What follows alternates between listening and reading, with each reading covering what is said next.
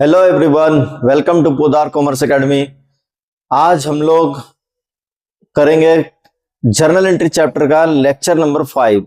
इसके पहले के 4 लेक्चर्स आपको चैनल के प्लेलिस्ट में मिल जाएंगे। आप लोग वो वीडियोस वहां पर उस प्लेलिस्ट में जाके देख सकते हैं। ठीक है, तो चलिए आज की क्लास स्टार्ट करते हैं और देखते हैं कि आज की क्लास में हम लोग कौन कौन से इंपॉर्टेंट टॉपिक्स को जर्नल एंट्री चैप्टर में कवर करने वाले हैं।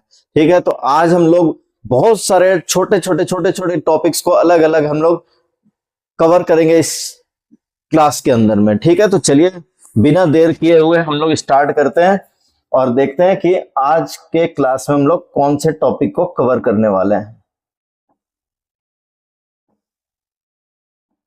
यह है आज का हमारा टॉपिक, आउटस्टैंडिंग एक्सपेंसेस। ठीक है, आउटस्टैंडिंग एक्सपेंसेस का क्या मतलब होता है और उसको जर्नल एंट्री में उसका क्या ट्रीटमेंट होगा वो हम लोग अब देखेंगे। आउटस्टैंडिंग एक्सपेंसेस का मतलब होता है due but not paid. Due but not paid,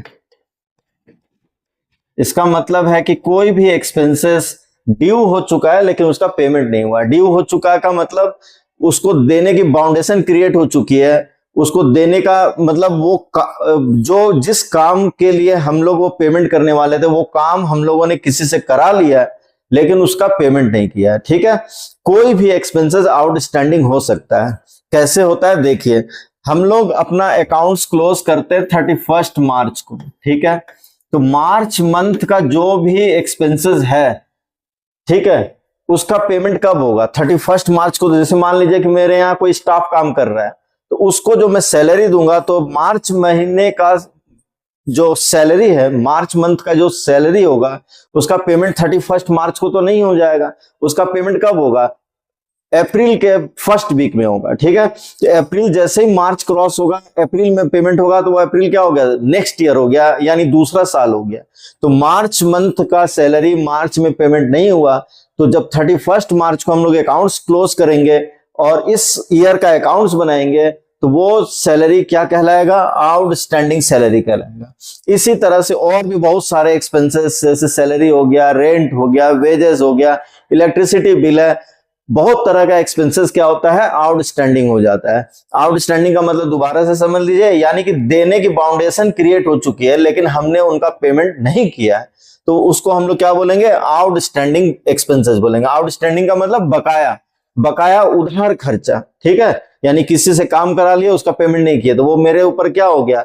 एक तरह से उधार हो गया, कर्ज हो गया, यानी कि एक तरह से वो क्या हो गया? लायबिलिटी हो गया मेरे लिए। तो अब इसके लिए हम लोग क्या एंट्री करेंगे? देखिए, कोई भी एक्सपेंसेस होता है तो आप मॉडर्न रूल से देखिए चाहे ट्रेडिशनल रूल से देखिए, एक्सपेंसेस को हम लोग क्या करेंगे? डेबिट करेंगे। कोई भी एक्सपेंसेस हो, सैलरी है तो सैलरी अकाउंट डेबिट। लेकिन अगर उसको हम लोग पेमेंट कर देते, यानी कैश पेमेंट करते या चेक से पेमेंट करते, तो हम लोग यहां पर टू कैश या टू बैंक को क्रेडिट करते, क्योंकि कैश और बैंक दोनों एसेट है। पेमेंट करने से कैश और बैंक डिक्रीज होता है तो हम लोग कैश या बैंक को क्रेडिट कर लेते। लेकिन यहां पर हम लोग पेमेंट नहीं कर रहे हैं, जो एक्सपेंसेस है वो बकाया रह गया, आउटस्टैंडिंग रह गया, बाकी रह गया, उधार रह गया।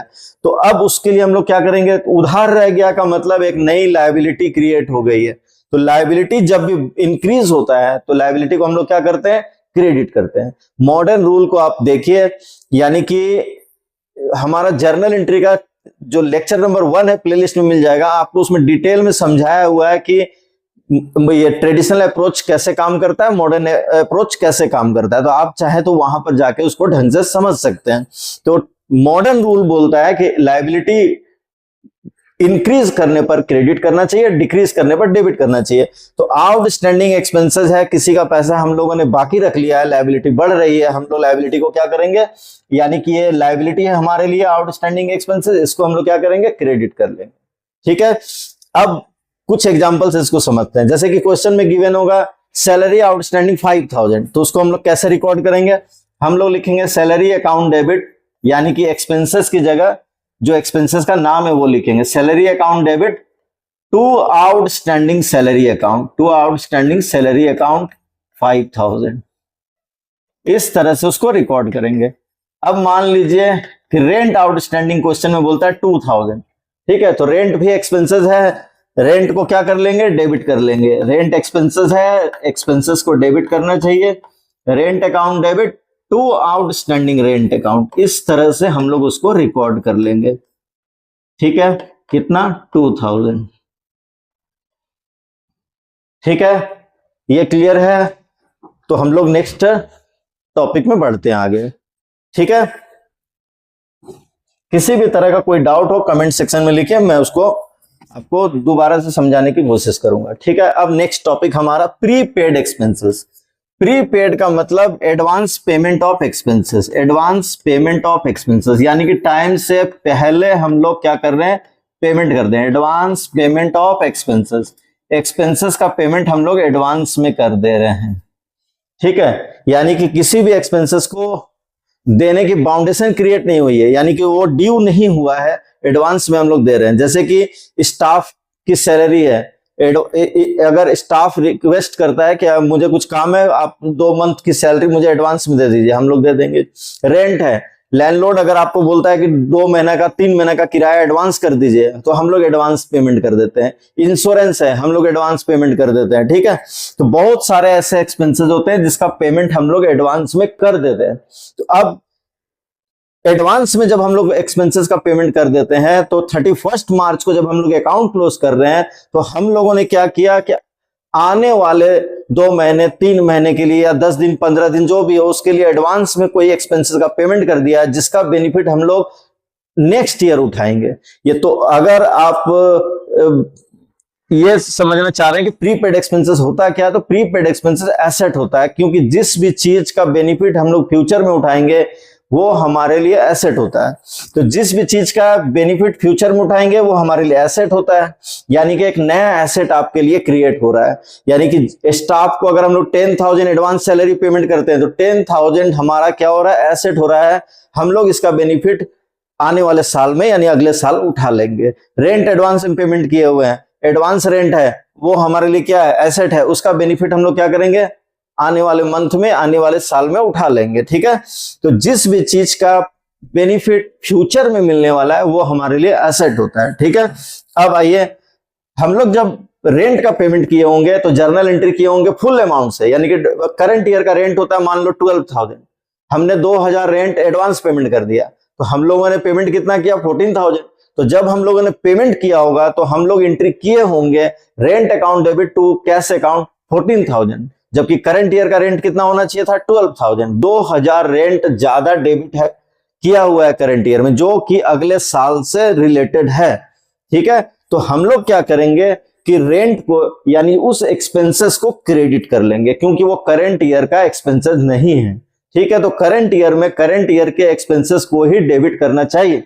तो हम लोगों ने जब पेमेंट किया तो फुल अमाउंट से रेंट को डेबिट कर लिया, rent account debit to cash account 14,000, जबकि 2,000 रेंट नेक्स्ट ईयर से रिलेटेड था। तो हम लोग क्या करेंगे, रेंट को यानी उस एक्सपेंसेस को क्रेडिट कर लेंगे 2,000 से। ठीक है, तो रेंट यानी एक्सपेंसेस हमारा कम हो गया। ठीक है, क्योंकि वो अगले साल का है। करंट ईयर का रेंट 12,000 था, तो करंट ईयर में अब रेंट कितना डेबिटेड है, 12,000 ही डेबिटेड है। ठीक है, अब 2,000 का जो प्रीपेड रेंट है, एडवांस रेंट है, वो हमारे लिए क्या बन गया, एसेट बढ़ गया। फिर से वही मॉडर्न रूल, एसेट बढ़ने पर एसेट को क्या करना चाहिए, डेबिट करना चाहिए। ये प्रीपेड रेंट या प्रीपेड एक्सपेंसेस हमारे लिए एसेट होता है, ये बढ़ रहा है तो हम लोग इसको क्या करेंगे, डेबिट कर लेंगे। कोई भी एसेट बढ़ने पर डेबिट करना चाहिए, एसेट को डिक्रीज होने पर क्या करना चाहिए, क्रेडिट करना चाहिए।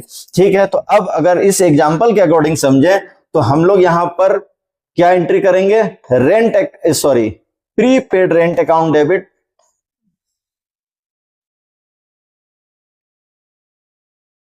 Prepaid rent account debit to rent account, prepaid rent account debit to rent account. Rent को क्रेडिट करने से करंट ईयर का रेंट कम हो गया है और प्रीपेड रेंट को हम लोगों ने डेबिट कर लिया। यह हमारे लिए एसेट की तरह है। जब हम लोग फाइनेंशियल स्टेटमेंट प्रिपेयर करेंगे तो इस प्रीपेड रेंट को हम लोग बैलेंस शीट में एसेट की तरह दिखलाएंगे। इसका बेनिफिट हम लोग को कब मिलेगा, अगले साल मिलेगा। ठीक है, तो यहां पर हम लोग 2,000 लिख लेंगे। क्लियर है इस एग्जांपल से? फिर भी अगर कोई डाउट हो, आपको और ज्यादा समझने का कोई भी ऐसा कोई क्वेश्चन आपके सामने आ जाए जिसको आपको समझने में प्रॉब्लम हो रही है, आप कमेंट सेक्शन में जरूर बताइए, मैं उसको अलग से आपको समझाने की कोशिश करूंगा। आप इसको नोट डाउन करिए, फिर हम लोग नेक्स्ट टॉपिक की तरफ बढ़ते हैं। अक्रूड इनकम, ये हमारा नेक्स्ट टॉपिक है, अक्रूड इनकम। अक्रूड इनकम का मतलब क्या होता है? Earn but not received, earn but not received. अब इसका क्या मतलब है देखिए, यानी कि ऐसा कोई भी इनकम जो हम लोगों ने कमा लिया है, अर्न कर लिया है, लेकिन उसका पेमेंट यानी पैसा नहीं मिला है। इसका सबसे अच्छा एग्जांपल है इंटरेस्ट। जैसे कि मान लीजिए कि मेरे पास 5 लाख रुपया है, मैं उसको बैंक में फिक्स डिपॉजिट कर देता हूं 5 इयर्स के लिए। तो अब और बैंक उस पर मान लेते हैं कि बैंक उस पर 10% इंटरेस्ट देती है, ठीक है। तो 5 लाख का 10% हर साल मुझे इंटरेस्ट मिलेगा। एक बार ऐसे ही एग्जांपल के लिए मान लेते हैं समझने के लिए, ठीक है। तो ये फिक्स डिपॉजिट 5 इयर्स के लिए बैंक में किया गया है। बैंक जो भी पेमेंट करेगा 5 साल के बाद करेगा, लेकिन इंटरेस्ट का कैलकुलेशन पर ईयर किया जाएगा और वो इंटरेस्ट मेरे अकाउंट में क्रेडिट भी हो जाएगा, ठीक है। यानी कि 5 लाख का 10% 50,000 इंटरेस्ट जो करंट ईयर का इनकम है वो मेरे अकाउंट में क्रेडिट हो चुका है, लेकिन वो मुझे अभी नहीं मिलेगा। उसका पेमेंट मुझे कब मिलेगा? 5 साल के बाद मिलेगा।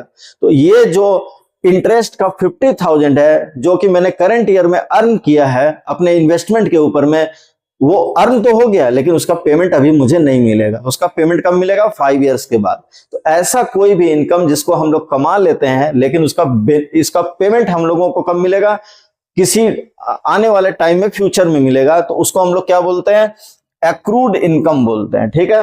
तो अब जैसे कि इसी एग्जांपल के हिसाब से अगर हम लोग जनरल, तो एक्रूड इनकम हमारे लिए क्या होगा? वो एक्रूड इनकम हमारे लिए एसेट हो जाएगा, ठीक है। क्योंकि आप फिर से वही बात हो रही है कि कोई भी चीज जिसको आपको फ्यूचर में जिसका बेनिफिट लेना है या जो भी पेमेंट आपको फ्यूचर में कहीं से लेना है, वो सब हमारे लिए एसेट है।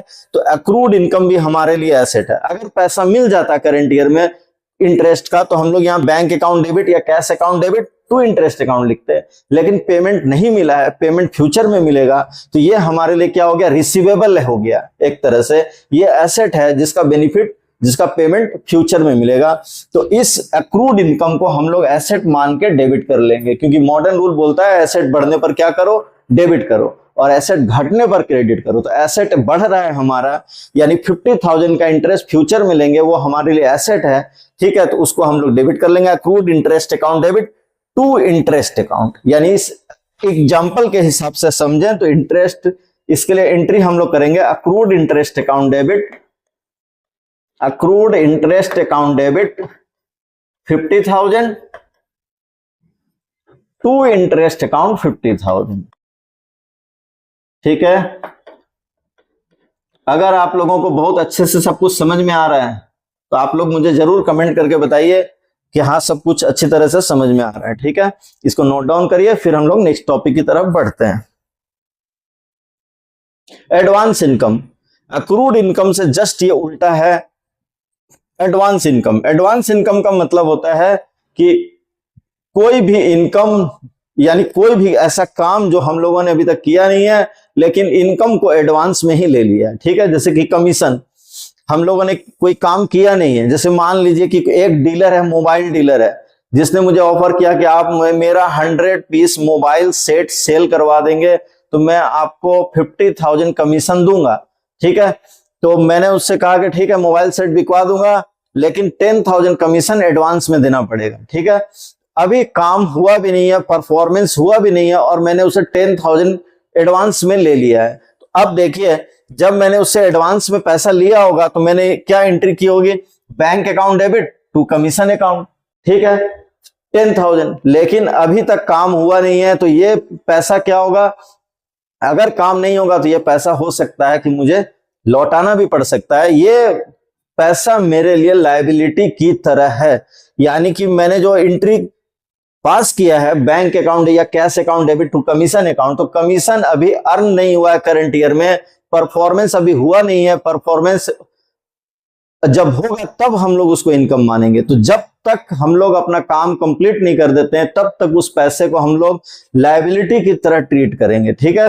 वो हमारे लिए लायबिलिटी है, क्योंकि हो सकता है कि काम नहीं हो और वो पैसा हम लोगों को क्या करना पड़े? रिटर्न करना पड़े सामने वाली पार्टी को। तो जब तक काम नहीं हो जाता तब तक वो हमारे लिए लायबिलिटी है।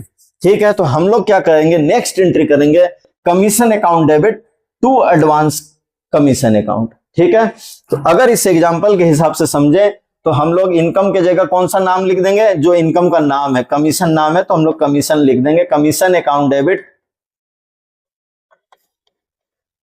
To advance commission account. तो एडवांस कमीशन लायबिलिटी बढ़ने पर मॉडर्न रूल का कहना है कि कोई भी लायबिलिटी अगर इंक्रीज हो रही है तो उस लायबिलिटी को क्या करो, क्रेडिट करो। तो एडवांस इनकम हमारे लिए लायबिलिटी है, तो उसको हम लोग क्या करेंगे, क्रेडिट कर लेंगे। ठीक है, एडवांस कमीशन अकाउंट 10,000। ठीक है, नोट डाउन करिए, फिर नेक्स्ट टॉपिक की तरफ बढ़ते हैं। यह है हमारा नेक्स्ट टॉपिक, डेप्रिसिएशन। डेप्रिसिएशन का मतलब क्या होता है, देखिए डेप्रिसिएशन का मतलब होता है decrease in the value of fixed assets. Decrease in the value of fixed assets. हम लोग फिक्स्ड एसेट को यूज करते हैं। ठीक है, फिक्स्ड एसेट का मतलब building, plant, machine, furniture, vehicle, truck, bike, motorcycle, ये सब। ठीक है, तो एसेट जैसे कि ये फर्नीचर हो गया, ये व्हीकल है, बिल्डिंग है, तो हम लोग जब इसको यूज करते हैं तो वियर एंड टीयर के कारण और भी बहुत सारे रीजन के कारण इनकी वैल्यू क्या होने लग जाती है, मार्केट वैल्यू डाउन होने लग जाती है, क्योंकि उनकी काम करने की कैपेसिटी में कमी आने लग जाती है। इसके जो भी पार्ट पुर्जे हैं, जो भी है, वो क्या होते हैं, घिसने लग जाते हैं, जिसके कारण इनकी वैल्यू डाउन होने लग जाती है। वैल्यू डाउन होने के कारण बिजनेस में क्या होता है, लॉस होता है। तो ये जो भी वैल्यू में कमी आती है, इस कमी को हम लोग क्या बोलते हैं, डेप्रिसिएशन बोलते हैं अकाउंट्स में। ठीक है, डेप्रिसिएशन लॉस है, क्योंकि एसेट की वैल्यू कम होने के कारण बिजनेस में क्या होता है, लॉस होता है। अब किसी भी तरह के लॉस को क्या करना चाहिए, डेबिट करना चाहिए। डेप्रिसिएशन बिजनेस के लिए लॉस है, डेप्रिसिएशन को डेबिट करेंगे।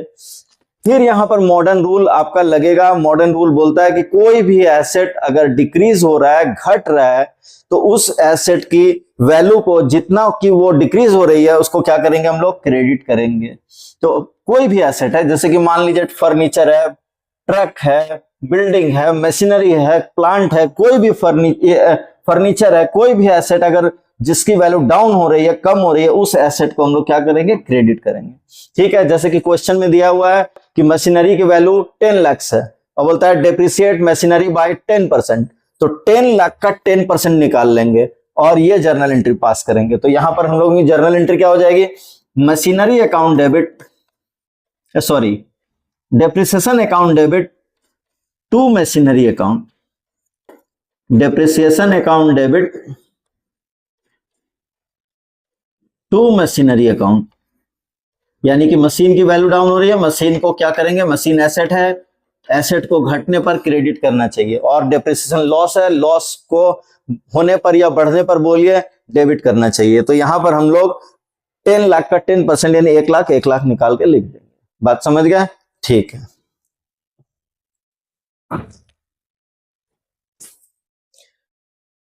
अब इसके बाद हम लोग देखेंगे इंटरेस्ट ऑन कैपिटल।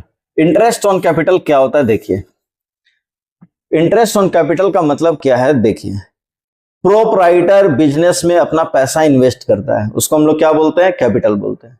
तो इसमें लॉजिक ये है कि प्रोप्राइटर का कहना है, क्योंकि प्रोप्राइटर एक अलग एंटिटी है और उसका जो बिजनेस है वो एक अलग एंटिटी है, दोनों अलग अलग इंसान की तरह है। ठीक है, दोनों को सेपरेट एंटिटी मानना है। ठीक है, तो दोनों अलग अलग है। प्रोप्राइटर का कहना है कि ये पैसा यानी 5 लाख रुपया जो मैं बिजनेस में इन्वेस्ट कर रहा हूं, अगर ये 5 लाख रुपया मैं बैंक में इन्वेस्ट करता तो वहां से मुझे क्या मिलता, इंटरेस्ट मिलता। तो अगर मैं पैसा अपने बिजनेस में लगा रहा हूं तो मुझे अपने बिजनेस से क्या चाहिए, इंटरेस्ट चाहिए, यानी कि इंटरेस्ट ऑन कैपिटल चाहिए। जो भी कैपिटल मैं अपने बिजनेस में इन्वेस्ट कर रहा हूं उस कैपिटल का मुझे इंटरेस्ट अपने बिजनेस से निकाल के लेना है। ठीक है, अब बिजनेस अपने प्रोप्राइटर यानी ओनर को इंटरेस्ट देगा, तो बिजनेस कोई भी चीज जब किसी को देगा तो वो बिजनेस के लिए क्या होगा, खर्च होगा, एक्सपेंसेस होगा। कोई भी एक्सपेंसेस होगा तो उस एक्सपेंसेस को हम लोग क्या करेंगे, डेबिट करेंगे। यानी आप ट्रेडिशनल रूल को फॉलो करते होंगे या मॉडर्न रूल को फॉलो करते होंगे, दोनों रूल आपको बताता है कि कोई भी एक्सपेंसेस जो बिजनेस का है उस एक्सपेंसेस को क्या करना चाहिए, डेबिट करना चाहिए। हम लोग इंटरेस्ट ऑन कैपिटल को डेबिट कर लेंगे, ठीक।